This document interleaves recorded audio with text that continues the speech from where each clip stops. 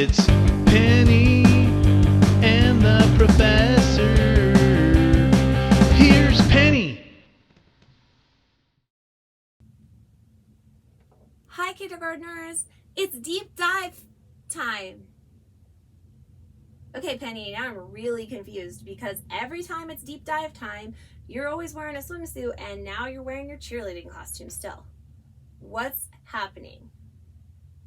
Oh, is that right? Okay. So Penny said she just loves her cheerleading costume so much that she decided to wear it for the deep dive. I said, okay.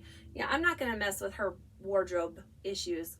So that's fine. She can wear her cheerleading outfit, guys. It'll be good. It's still exclamation point day, so I think we're okay. So I brought my notes today because it's got some really important information in it for us.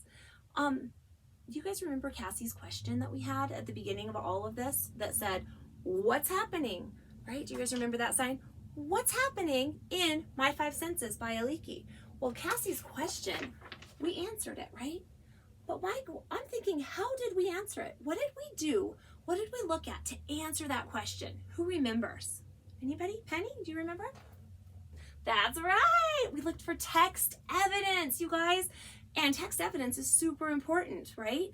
We figured that out last time. Text evidence is so important that we need it to figure out the key details, to figure out the main topic, and for writing, because we are going to take a deep dive into how text evidence works for writers. And we are authors and writers ourselves, so this will be really helpful.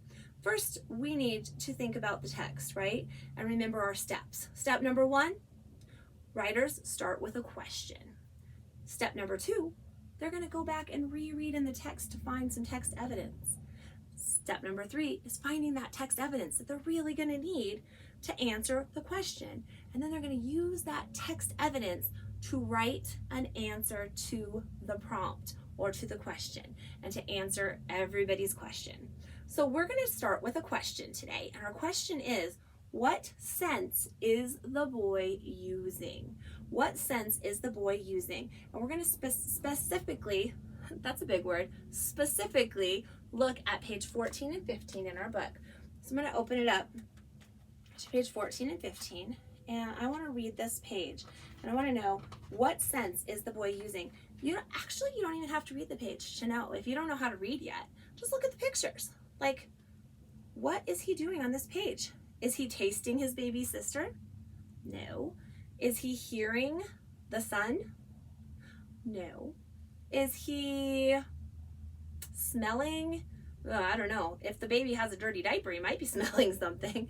But who remembers what this page was about? Do you guys remember? Penny, do you remember? That's right. He sees these things, right? So he was using his sense of sight. So on this page, the evidence would be that he is seeing a frog. He said he can see the sun. And those are, he sees his baby sister.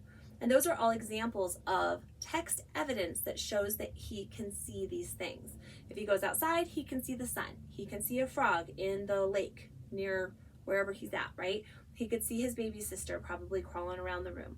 So I can see Penny right now. I can see you guys. I can see Ellie. I can see Cassie. I can see Fluffy. I can see a lot of things, right? So, but me seeing a lot of things isn't text evidence. Text evidence has to come from the text. That's the most important part of text evidence, has to come from the text. So in this case, what sense is the boy using? We can find out on page 14 and 15. He's using the sense of sight or seeing. He can see, he's using the sense of sight. So now we found some evidence in there. I want you guys to turn to page 16 in your book.